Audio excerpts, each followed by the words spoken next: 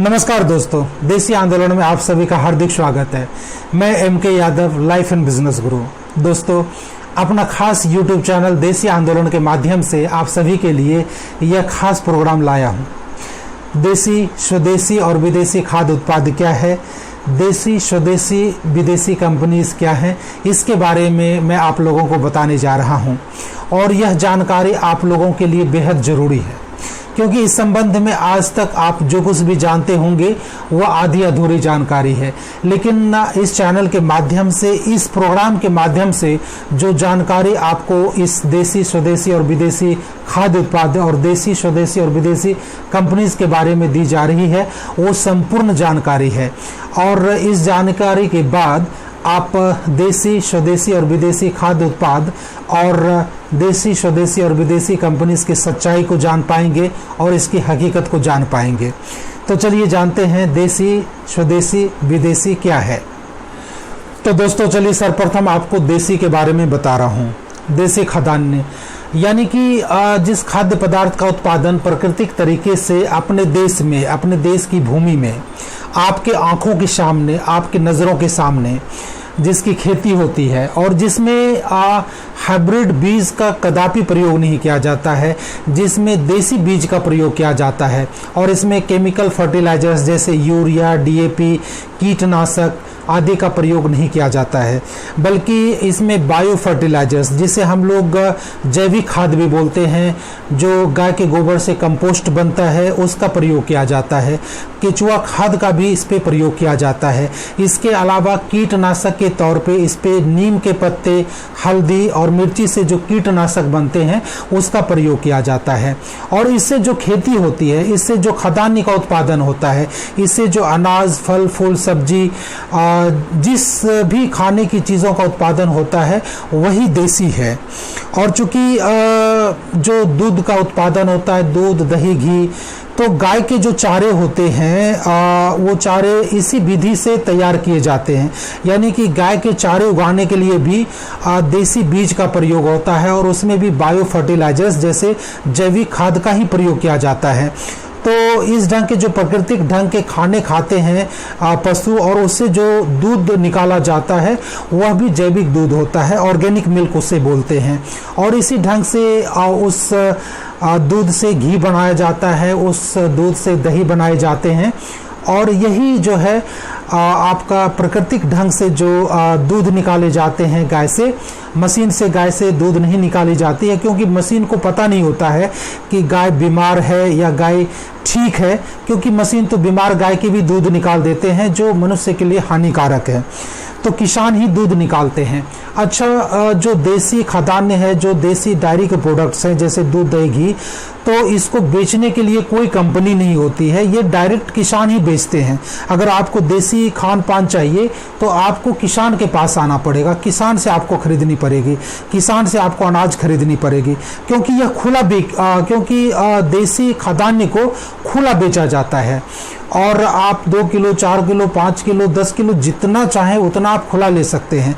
क्योंकि अगर इसे पैक कर पॉलीथीन में इसे अगर पैक कर करके बेचना हो तो फिर इसको ज़्यादा से ज़्यादा दिनों तक रखने के लिए इसमें केमिकल मिलाना बहुत ज़रूरी हो जाता है, इसमें प्रिजर्वेटिव मिलाना बहुत ही ज़रूरी हो जाता है।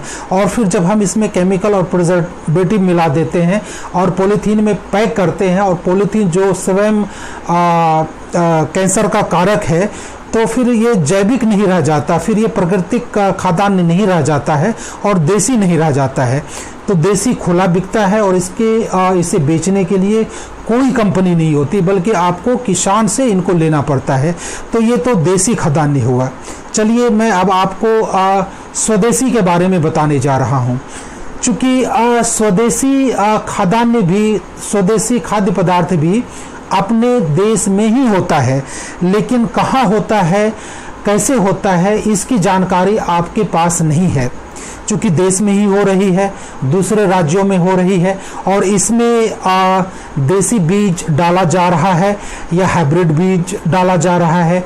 इसमें बायो फर्टिलाइजर्स की जगह केमिकल फर्टिलाइजर्स जैसे यूरिया, डीएपी आदि भी डाला जाता है। और केमिकल जो है इसमें कीटनाशक का भी प्रयोग किया जाता है, क्योंकि स्वदेशी जो उत्पादन होता है वो स्वयं के लिए होता है, किसी व्यापारी के लिए होता है। व्यापारी इससे ज़्यादा से ज़्यादा मुनाफा कमाना चाहते हैं, और व्यापारी जब मुनाफा कमाना चाहते हैं तो वो व्यापारी किसान भी हो सकते हैं, वो व्यापारी और लोग भी हो सकते हैं, और किसान को भी व्यापारी बनाया जा सकता है, क्योंकि जो व्यापारी वर्ग के लोग होते हैं वो ज़्यादा से ज़्यादा उत्पादन करने के लिए किसानों को केमिकल फर्टिलाइजर्स जैसे यूरिया, डीएपी, केमिकल पेस्टिसाइड्स और केमिकल इंसेक्टिसाइड्स जो कीटनाशक होता है उसको दिए जाते हैं, और फिर इसमें हाइब्रिड बीज दिया जाता है ताकि ज़्यादा से ज़्यादा इसका उत्पादन हो।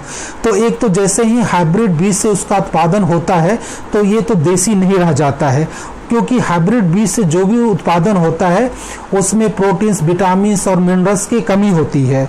इसके अलावा इसमें केमिकल फर्टिलाइजर्स और पेस्टिसाइड का प्रयोग किया जाता है।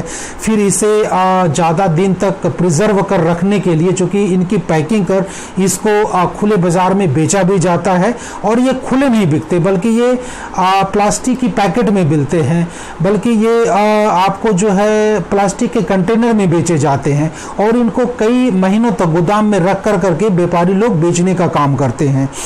तो जो वो प्राकृतिक ढंग से जिस खाद्यान्न का उत्पादन होता है, वो प्राकृतिक ढंग से जिसकी प्रोसेसिंग होती है, यानी कि जिसका रख रखाव और तैयारी होती है, और जिसे बेचने के लिए इसमें प्रिजर्वेटिव डाला जाता है, इसमें केमिकल मिलाया जाता है, तो ऐसे जो खाद्य पदार्थ होते हैं वो स्वदेशी खाद्य पदार्थ होते हैं। अब स्वदेशी कंपनी हमारे यहाँ बहुत सारी कंपनीज हैं। आप देख ले कि हमारे यहाँ हिमालय भी स्वदेशी कंपनी, बाबा रामदेव की भी स्वदेशी कंपनी है। इनफैक्ट कि स्वदेशी कंपनी बोल कर करके हम और भी कंपनीज को इनसे अलग नहीं कर सकते हैं। सारे कंपनीज जो है हमारे देश में स्वदेशी कंपनीज हैं। इवन टाटा बिरला की भी कंपनी स्वदेशी है, रिलायंस भी स्वदेशी है, अदानी अंबानी की कंपनी भी स्वदेशी कंपनी है। तो स्वदेशी कंपनी वो है जो स्वयं के फायदे के लिए, अच्छा, स्वदेशी जो प्रोडक्ट्स बेचे जाते, स्वदेशी जो खाद्यान्न बेचे जाते हैं, इनसे किसानों को कम फायदा होता है, इनसे जो इनके व्यापारी हैं उनको ज़्यादा फायदा होता है, क्योंकि किसानों से ज़्यादा उपज करवाते हैं, फिर किसानों से ये माल खरीद कर अपने गोडाउन में ले जाते हैं, अपनी कंपनी में ले जाते हैं, जहां इनकी तैयारी होती है, प्रोसेसिंग होती है, और प्रोसेसिंग करने के बाद इसको पॉलीथीन में पैकिंग किया जाता है, अलग भी चीज़ों में पैकिंग किया जाता है, फिर इसको कई गुना प्राइस बढ़ाकर इसे फिर वापस किसानों को और गांव में और छोटे मोटे शहरों में और बड़े शहरों में भी इसको बेचा जाता है। जैसे गेहूं की पिसाई होती है, तो गेहूं की पिसाई के लिए गेहूं का जो परत होता है उसे मिल में निकाल दिया जाता है, जबकि वही परत जो है लाभप्रद है और स्वास्थ्यप्रद है। इसके अलावा जो इनकी पैकिंग प्लास्टिक में होती है, तो वो प्लास्टिक जो है कैंसर कारक है, वो ठीक नहीं है, और ज़्यादा दिन तक रखने के लिए इसमें जो है प्रिजर्वेटिव डाला जाता है। जैसे दूध, दही, घी, दूध 2-3 दिन तक रखने के लिए दूध में प्रिजर्वेटिव डाला जाता है, इसमें केमिकल डाला जाता है। और चूंकि जो दूध का उत्पादन हो रहा है, यह भी आप नहीं जान रहे हैं कि ये गाय का दूध है, भैंस का दूध है, ऊंट का दूध है, बकरी का दूध है, क्या चीज का दूध है। चूंकि आपके सामने जो है गाय से दूध निकाला नहीं जा रहा, भैंस से दूध निकाला नहीं जा रहा है, आप पैकेट में दूध परचेज कर रहे हैं। इसके अलावा जो भी मसाले हैं उसमें भी मिलावट होती है, चूंकि कोई भी चीज आपके सामने नहीं बन रहा है, ना दूध, दही, घी आपके सामने कुछ भी नहीं बन रहा है, तो इसमें मिलावट की चांस ज्यादा होता है। और चूंकि इसमें जैविक खाद की जगह फर्टिलाइजर्स, केमिकल यूरिया डाले जाते हैं, और जो गाय का चारा होता है वो भी जो है केमिकल से डाले हुए जो खेती की जाती है वो चारा गाय को उपलब्ध होता है, तो गाय के दूध में भी जो है उस केमिकल का प्रभाव आ जाता है, उस जो है पेस्टिसाइड्स और कीटनाशक का प्रभाव आ जाता है। तो यही जो है स्वदेशी खाद्य उत्पाद है, और इसे बेचने वाले जो भी कंपनीज हैं, वो चाहे रिलायंस हो, चाहे अदानी हो, चाहे टाटा का हो, चाहे बाबा रामदेव का पतंजलि हो, हिमालय हो, या रविशंकर का श्री आयुर्वेदा हो, कोई भी कंपनीज हो, सारे स्वदेशी कंपनी होते हैं। और स्वदेशी कंपनी की जो भी प्रोडक्ट्स हैं, जो पैकेज प्रोडक्ट्स हैं, वो स्वास्थ्य के लिए लाभप्रद नहीं है, वो हानिकारक है।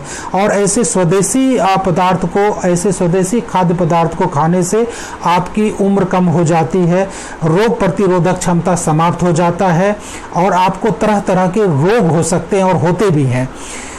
तो दोस्तों ये तो रहा स्वदेशी खाद्य उत्पाद और स्वदेशी कंपनीज। अब मैं आपको विदेशी कंपनी के बारे में बताने जा रहा हूँ।